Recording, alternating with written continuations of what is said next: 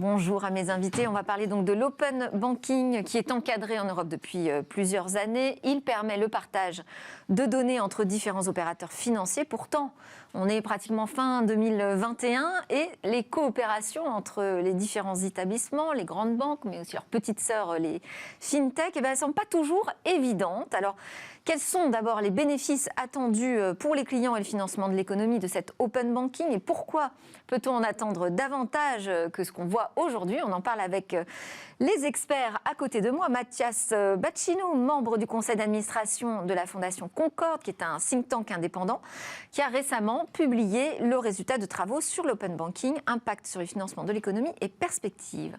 À ses côtés, Jérôme Albus, directeur régional chez Tink, qui est une plateforme d'open banking, en fait, une plateforme bancaire ouverte qui permet donc aux banques, aux fintech, aux startups de développer des services financiers qui sont axés sur la donnée. J'ai essayé de donner une première définition de l'open banking, mais peut-être, messieurs, voulez-vous la compléter? Qu'est-ce que c'est pour vous, l'open banking? L'open banking, au-delà de la définition technique des choses, sur laquelle on va revenir, c'est ce qui va permettre d'ouvrir l'écosystème bancaire à l'innovation au service des particuliers. Ce qu'on ne mesure pas bien aujourd'hui, c'est à quel point cette innovation technologique, qui est un partage des données entre différentes entreprises, va apporter au financement de l'économie comme valeur ajoutée. Est-ce que c'est né de cette idée-là au départ? C'est né de l'idée que l'innovation dans les grandes banques, on dit souvent que les grandes banques sont too big to fail, c'est-à-dire trop grosses pour faire défaut. Elles sont aussi aujourd'hui, pour certaines d'entre elles, too big to move, c'est-à-dire un peu bloquées dans leur développement informatique et dans leur capacité d'innovation. De jeunes entreprises, ce qu'on appelle les fintech, donc des startups de la finance, sont arrivées ces 10 dernières années, ont apporté de l'innovation technologique. Mais pour fournir cette innovation technologique aux gens, elles ont besoin d'accéder aux données. Et le régulateur européen l'a bien compris, a créé cette nouvelle réglementation au milieu des années 2010. Et les choses se mettent en place, évidemment, un peu lentement. Un peu lentement, vous êtes d'accord là-dessus? Je suis assez d'accord. Je suis assez d'accord dans le sens où tout devait être plus ou moins abouti sur les, on va dire, fin 2019, au niveau de l'ouverture des banques via ce qu'on appelle des API, donc une mise en conformité de l'accès aux banques pour ces données, et vraiment le fait que les parcours allaient du coup être optimisés, que les fintech, comme on peut représenter, ou avec lesquels on travaille, pour aller consommer cette donnée assez facilement avec des parcours pour les clients finaux extrêmement fluides. J'allais dire, pour autant, vous existez, puisque vous êtes une plateforme d'open banking. Donc oui, on est une plateforme. Il se passe des choses. Il se passe beaucoup de choses, en fait. Mais l'open banking n'a pas commencé avec la DSP2, qui est cette nouvelle régulation qui est la directive européenne. La directive européenne, exactement, en 2019. Ça a commencé bien plus tôt, avec des techniques qui n'étaient pas forcément encadrées ou réglementées, ce qui d'ailleurs posait des questions. Quand Tink, donc la plateforme que je représente, s'est lancée, c'était dans les années 2010. Début 2010, il y a eu beaucoup de questions qui se sont posées. Mais en fait, le point de départ, c'était de se dire, il y a une donnée qui est complètement enfermée, rigide, qui ne sort pas des banques. Il y aurait énormément de valeur à pouvoir fluidifier cette donnée, la distribuer sur différents types d'acteurs, évidemment avec le consentement de la donnée à qui elle appartient, enfin donc du particulier en l'occurrence. Ça commence à venir vers les entreprises aussi. Mais la vraie question s'est posée. Donc il y a eu beaucoup d'initiatives qui ont été montées, et toutes ces initiatives en fait ont poussé à cette nouvelle directive européenne. Quand je dis nouvelle, maintenant elle a 2 ans, mais ça reste quand même relativement nouveau. 2 ans d'application. 2 ans d'application, exactement. Et là, c'est là qu'il y a eu vraiment un boom au niveau du secteur, avec le nombre d'acteurs et de fintech notamment qui viennent consommer cette donnée pour développer des nouveaux cas d'usage qui a complètement explosé. Alors c'est ça, c'est parce qu'on dit ça va lentement, mais d'un autre côté, on voit le boom de ces fintech, la multiplication.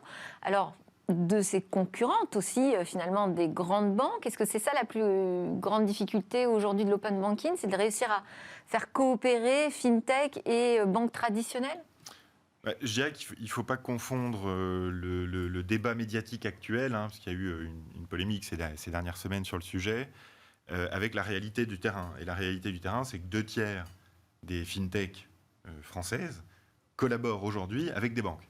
Oui. Donc, il y a beaucoup plus de complémentarité que de compétition. Les fintech aujourd'hui capables d'être réellement en compétition avec des grands établissements bancaires, ce qu'on appelle des banques universelles, sont aujourd'hui très peu nombreuses. En revanche... Mais elles représentent quand même une menace potentielle, demain, après-demain. Non, c'est pas comme ça que les banques les voient. Le dirigeant éclairé voit la complémentarité comme étant quelque chose qui le renforce. Et cette complémentarité se fait au service des banques. Là, on a des cas d'usage très concrets sur le crédit, par exemple, où l'innovation apportée par les fintechs facilite la vie des banques, améliore la distribution du crédit, démocratise l'accès au crédit et facilite aussi la vie des particuliers. Ouais. Donc, la capacité d'innovation des fintechs doit être perçue comme une force par les banques, à condition d'ouvrir leurs données pour pouvoir mettre en œuvre ces solutions innovantes. La donnée, c'est le nouvel or du 21e siècle et il faut pouvoir y accéder pour innover. Et il faut pouvoir y accéder. Alors, il y a d'un côté les banques qui peuvent être un frein à la libération de ces données, mais il y a aussi les clients. Que pensent les clients du fait de partager leurs données? Est-ce qu'aujourd'hui, c'est une complexité à soulever? C'est un vrai sujet. Ce qu'ils en pensent, en fait, c'est... Moi, j'aurais tendance à le présenter un petit peu différemment. C'est-à-dire qu'on partage sa donnée à partir du moment où on en tire une réelle valeur ajoutée, où ça fait du sens. Pour reprendre un petit peu l'exemple du crédit à la consommation, partager sa donnée, on le fait toujours. On donne une feuille de salaire, quelque part, on partage une donnée qui est assez confidentielle dans la tête des gens, son salaire. Bon, il faut bien le faire. Maintenant, si on a une alternative à le faire avec un prêt à la consommation qui arrive de façon instantanée plutôt qu'une semaine, 2 semaines, 3 semaines plus tard, parce qu'il y a une fluidité au niveau de la donnée qui se fait via des plateformes d'open banking, le client y gagne. Il y a d'autres exemples, évidemment, sur la personnalisation, l'ultra-personnalisation, par exemple, de la relation entre un client et sa banque et les services que la banque peut ajouter grâce à l'open banking. On a des algorithmes d'intelligence artificielle qui vont pouvoir analyser cette donnée, et cette donnée qui est à la fois la donnée de la banque et la donnée qui peut venir de solutions tierces, en fait, et tout ça vient s'agréger et on peut ultra-personnaliser les expériences des clients, ce qui est aussi très intéressant. Donc, dans ce contexte-là, les clients, oui, vont vouloir partager leurs données. Alors, c'est pour ça que c'est tout l'intérêt aussi d'expliquer les avantages, finalement, de ce système de l'open banking. Est-ce qu'on peut préciser encore pour les clients, pour l'économie, ce que ça peut apporter? Alors, un exemple, je dirais pour la société, c'est la lutte contre le surendettement. Typiquement, vous avez aujourd'hui des fintechs qui ont créé des algorithmes, des moteurs d'intelligence artificielle, des outils digitaux qui permettent de prévenir et d'anticiper le surendettement. Si on généralise des outils de veille sur le surendettement comme cela, par exemple, eh bien on va aller réduire significativement le surendettement en France, qui ne peut être que positif.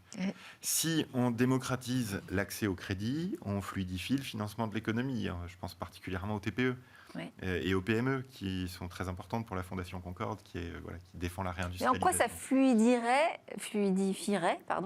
l'accès au crédit? Bien, vous avez par exemple des boîtes comme Algone et d'autres dans le secteur du crédit de fintech, qui ont imaginé des moteurs, qui ont pensé une innovation qui permettent tout simplement d'avoir une meilleure connaissance des clients, une analyse plus fine des dossiers de crédit et donc une distribution plus juste. C'est-à-dire que des personnes qui n'avaient pas jusqu'à présent accès au crédit, grâce à l'analyse de la donnée, peuvent présenter un profil de risque un petit peu différent pour la banque que ce qu'elle pouvait imaginer uniquement avec son regard administratif et donc faciliter l'accès au crédit. Ce qu'on ne sait pas, parce que c'est allé très vite, c'est l'impact réel pour l'économie nationale de ce type d'innovation. C'est pour ça qu'avec la Fondation Concorde, dans la note qui a été publiée il y a quelques semaines, nous demandons la mise en œuvre d'une étude d'impact de la DSP2, donc la directive européenne qui a permis ça, au niveau français, avec les perspectives pour l'économie. Nous demandons également à ce que l'architecture de l'open banking soit finalisée. Pour cela, il faut que les grandes banques qui ont le cœur de la donnée jouent le jeu et ouvrent ce qu'on appelle les API. Donc, c'est une dimension technique là pour le coup. Partager c'est un système de entre connexion, différents opérateurs, tout à fait, leurs données. Ça consiste à ouvrir la prise, si vous voulez, pour que les fintechs puissent venir se brancher avec l'accord des particuliers. Donc, l'accord des particuliers aujourd'hui on n'a aucune difficulté à l'avoir. Oui, comment on peut s'assurer justement qu'il y a un parfait consentement sur le partage de ces données, qu'elles seront parfaitement sécurisées, qu'elles resteront confidentielles ? Alors, au niveau des données, et notamment de la réglementation, les choses sont très encadrées, très structurées. On ne peut pas faire n'importe quoi. Quand on récupère une donnée, on doit systématiquement avoir le consentement de l'utilisateur et il doit absolument avoir accès à toutes les informations qui lui permettent de savoir où ces données vont aller, comment elles vont être traitées, ce qui va en être fait. Ensuite, il y a des normes type ISO 27001 sur la sécurité des informations. En Europe, on a tout ce qui tourne autour du cadre de la RGPD, évidemment. Donc, il n'y a qu'un cadre réglementaire qui est très fort par rapport à tout ça, qui fait que la donnée ne peut pas être exploitée, la donnée ne peut pas être utilisée sans le consentement et surtout la bonne compréhension de la personne qui va la partager. Aujourd'hui, si on reprend... C'est le cadre de cette directive européenne aussi qui fait qu'on n'avance pas en faisant n'importe quoi. Tout ça est cadré, quoi. C'est ça, c'est extrêmement cadré et d'une certaine façon, pour nous, pour des opérateurs de plateformes d'open banking comme peut l'être Tink, cette directive est quelque chose qui a été poussé par la société Tink et par pas mal d'acteurs dans nos domaines, des Français et d'autres en Europe, parce que la démarche qui a commencé avait un sens qui était reconnu par toute l'industrie, mais qui n'était pas vraiment encadré. Il y avait des difficultés par rapport à ça, et donc on a poussé, et la Commission européenne a décidé d'encadrer. Et sur cet open banking, justement, on peut parler de concurrence étrangère. Est-ce que aujourd'hui ça va plus vite ailleurs que sur le continent européen ou en France ? Alors, si on regarde les différentes régions, en commençant peut-être par l'Europe, on voit que les pays nordiques et le Royaume-Uni ont un petit peu d'avance. Les pays nordiques, parce que et au sens large, la Suède, la Norvège, etc., sont très digitaux. Vous allez en Suède, vous ne pouvez même pas payer avec des espèces. Enfin, ça n'existe plus. Donc, ils ont déjà une base de données plus importante. Extrêmement digitale. Culturellement. Si on prend le Royaume-Uni, ils ont commencé avec les normes open banking, avec 1 an ou 2 d'avance par rapport à l'Europe. Donc ils ont déjà pas mal d'avance. Et c'est assez intéressant parce que ça permet de voir ce qui est en train d'arriver chez nous, avec 1 an ou 2 d'avance, sachant que tout le reste de l'Europe se développe très rapidement. Si on regarde très rapidement sur le Royaume-Uni, sur les États-Unis, ou sur l'Asie-Pacifique, on voit aussi des environnements qui sont moins réglementés que sur l'Europe, sur lesquels l'open banking s'est développé encore plus vite, avec encore plus de cas d'usage, et c'est vraiment ancré. Par contre, le point qu'il faut vraiment comprendre, c'est que l'open banking, on en parle beaucoup en ce moment, mais quelque part, c'est un moyen. C'est pas un objectif en soi. On est là pour fluidifier. Un moyen pour créer de nouveaux services. Créer des nouveaux services, remettre le consommateur au centre, et le consommateur, ça peut être le particulier ou l'entreprise, vraiment au centre du débat, et apporter des solutions très innovantes. Donc c'est vraiment à ça que sert l'open banking. Je voulais justement y revenir juste un mot de ce qu'est l'innovation. Oui. Parce que la Fondation Concorde défend le fait de refaire de la France le pays le plus prospère d'Europe, ce qui nécessite de l'innovation. L'open banking, c'est un système qui permet l'innovation dans un secteur qui en manque. C'est-à-dire que la banque, étant un secteur particulièrement réglementé, et c'est très bien, est un secteur dans lequel l'innovation est un petit peu plus lente que dans d'autres secteurs. On reçoit des services bancaires de sa banque traditionnelle qui sont moins innovants que les services qu'on reçoit d'autres secteurs d'activité, d'autres entreprises. L'écosystème créé par l'open banking permet d'accélérer cette innovation tout en la sécurisant. C'est ça qui est absolument essentiel. C'est un accélérateur d'innovation. Une des questions, j'imagine, que peut se poser l'écosystème financier, c'est est-ce que ça risque pas de déstabiliser justement tout cet équilibre aujourd'hui en place ? Moi, j'aurais tendance à dire que c'est un des objectifs, de le déstabiliser. Vous n'allez pas les rassurer, là. Au service de l'économie et des au service de l'économie, exactement, et de l'innovation. C'est-à-dire qu'il y a un système qui était relativement fermé. Si on parle de open banking, qui veut dire ouverture de la banque, c'est parce que précédemment, la banque était fermée. Et donc, comme le décrivait Mathias, c'est vrai qu'il y a une difficulté au niveau de l'innovation dans les grands groupes en général, c'est pas propre à la banque, qui est assez complexe. Et le fait d'apporter cet open banking, quelque part, ça fluidifie beaucoup de choses, ça ouvre la porte à énormément d'initiatives et de fintech qui se créent. Il y a plus de 500 acteurs qui sont créés en Europe sur les 3, 4, 5 dernières années autour de l'open banking et qui apportent de l'innovation en permanence, en fait, dont bénéficient les banques. C'est autant une opportunité pour les fintech que pour les banques traditionnelles, cette innovation ? C'est évident. Si les banques traditionnelles n'ajoutent pas des services additionnels à leur offre avec l'aide des fintechs, pour le coup, les plus grosses fintechs qui deviennent concurrentes des banques emporteront la mise. Oui. La valeur ajoutée d'utilisation aujourd'hui pour les consommateurs est une valeur ajoutée de plus en plus importante. Et la taille de l'acteur importe de moins en moins. Donc on peut avoir des centaines de milliers de personnes qui font confiance à une institution toute neuve, récente, une start-up, avec leur argent, ce qui était impensable avant. Donc il y a aussi sans doute un élément qu'on n'a pas encore évoqué, qui est la transition générationnelle, Oui. avec une génération aujourd'hui, la génération Y, la génération Z, donc 2 générations déjà, qui sont à même de comprendre ce que ça implique, les implications du partage de données, qui sont natives dans cet écosystème-là et qui sont favorables à cette innovation. Donc l'histoire est en marche. La question, c'est à quel rythme les grandes banques finaliseront l'infrastructure de l'open banking avec l'ouverture des API. Et donc avec un risque pour elles si elles prennent trop de temps de se faire finalement dépasser. Certainement. Ça, qu'est-ce qu'on peut imaginer comme... vous me dites c'est de l'innovation, c'est des nouveaux services pour les clients, les particuliers, les entreprises. Qu'est-ce qu'on peut imaginer qui sortent demain de l'open banking comme nouveau type de service? Alors il y en a dont on n'a pas trop parlé parce qu'on pense souvent à l'accès au compte pour récupérer de la donnée. Mais quand on accède au compte, on peut aussi initier des paiements par exemple. Au lieu de payer avec une carte de crédit, au lieu de payer en espèces, avec un chèque, etc., on va juste se connecter à son compte et donner un ordre de paiement. C'est un peu ce que proposent aujourd'hui les GAFAM, je dirais, avec leur portefeuille numérique. Exactement, sauf que c'est en train de se généraliser.